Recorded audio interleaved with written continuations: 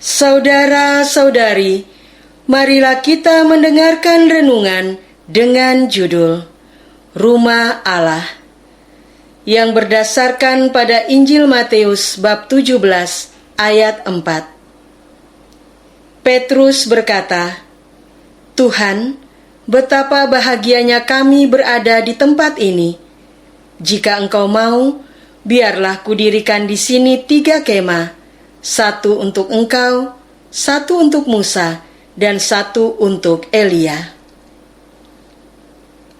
Dalam nama Bapa dan Putra dan Roh Kudus. Amin. Saudara-saudari terkasih dalam nama Tuhan Yesus Kristus. Pada suatu ketika, Yesus membawa Petrus, Yakobus, dan Yohanes saudaranya naik ke sebuah gunung yang tinggi. Di situ mereka sendiri saja.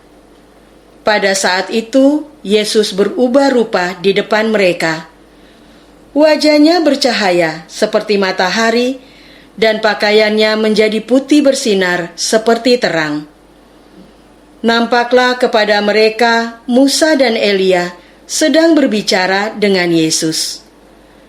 Kata Petrus kepada Yesus, "Tuhan, betapa bahagianya kami berada di tempat ini. Jika Engkau mau, biarlah kudirikan di sini 3 kemah, 1 untuk Engkau, 1 untuk Musa, 1 untuk Elia." Pada saat itu, turunlah awan yang terang menaungi mereka. Dari dalam awan itu terdengar suara yang berkata, "Inilah anak yang kukasihi, kepadanyalah aku berkenan, dengarkanlah dia." Mendengar itu tersungkurlah murid-muridnya. Mereka sangat ketakutan. Yesus datang dan menyentuh mereka sambil berkata, "Berdirilah, jangan takut." Ketika mengangkat kepala, mereka tidak melihat seorang pun kecuali Yesus seorang diri. Ketika turun dari gunung itu, Yesus berpesan kepada mereka, "Jangan kamu ceritakan penglihatan itu kepada seorang pun sebelum Anak Manusia dibangkitkan dari antara orang mati." Saudara-saudara terkasih, ungkapan Home Sweet Home hendak menyampaikan bahwa manusia membutuhkan tempat tinggal. Secara budaya mencatat bahwa di mana manusia tinggal itu berbeda-beda, namun intinya sama, yaitu manusia perlu merasa aman dan nyaman. Dengan situasi itu, manusia akan bisa mempertahankan hidup dan mengembangkan diri, termasuk melanjutkan keturunan. Rumah adalah tempat utama kita berada di dunia ini, walaupun banyak tempat yang akan kita kunjungi. Sebagian besar manusia memiliki rumahnya sendiri, entah gubuk reot ataupun rumah mewah di perumahan elit.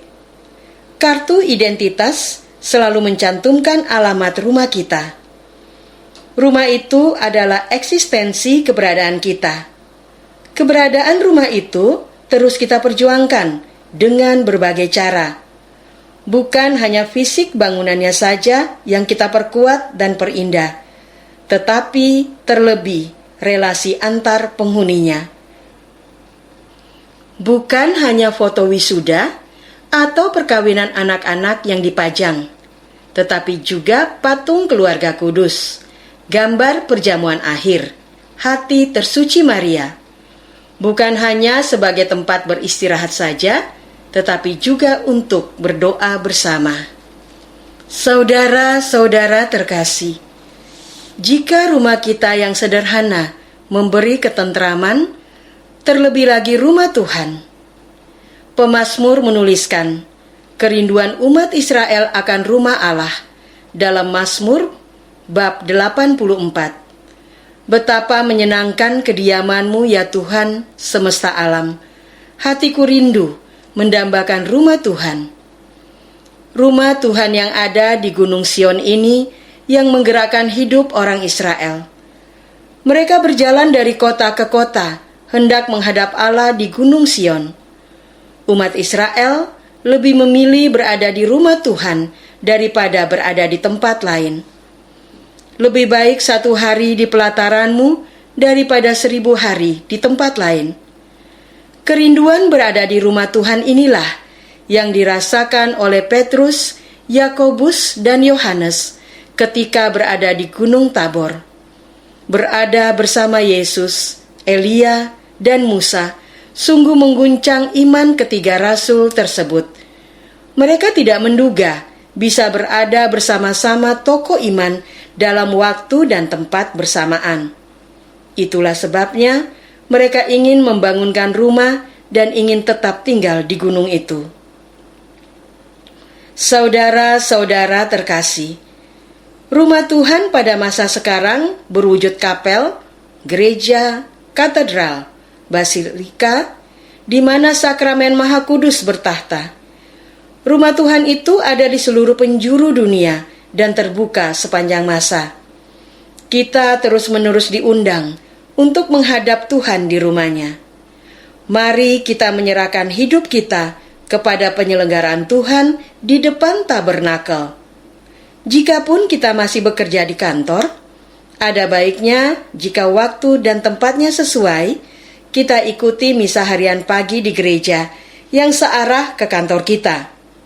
Kita berada dalam perjalanan jauh keluar kota dan kebetulan melewati sebuah rumah Tuhan. Mari kita berhenti dan berdoa sebentar di hadapan Tuhan.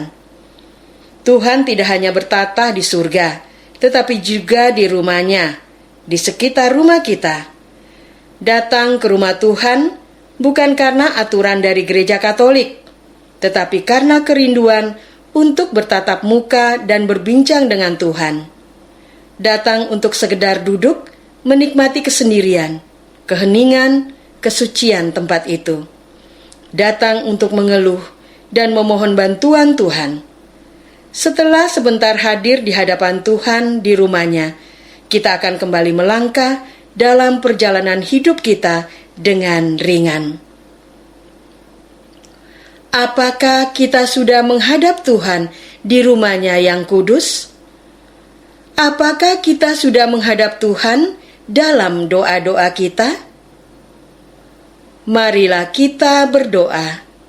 Ya Tuhan, Engkau hadir setiap waktu di dekat kami. Kami jarang mempedulikan kehadiran-Mu. Kami sibuk mencari uang dan segala kebutuhan dunia. Kami hadir di gereja-Mu lebih karena kewajiban. Jika mungkin, kami sebenarnya tidak hendak datang. Namun Tuhan begitu sabar menantikan kami membuka pintu rumah-Mu dan duduk di depan tabernakel-Mu. Izinkan kami mengeluh dan memohon pertolongan-Mu atas masalah hidup kami, terutama atas kesombongan kami. Engkaulah Tuhan, kini dan sepanjang masa. Amin. Semoga kita semua selalu dinaungi dan dibimbing oleh berkat Allah yang Maha Kuasa, dalam nama Bapa dan Putra dan Roh Kudus. Amin.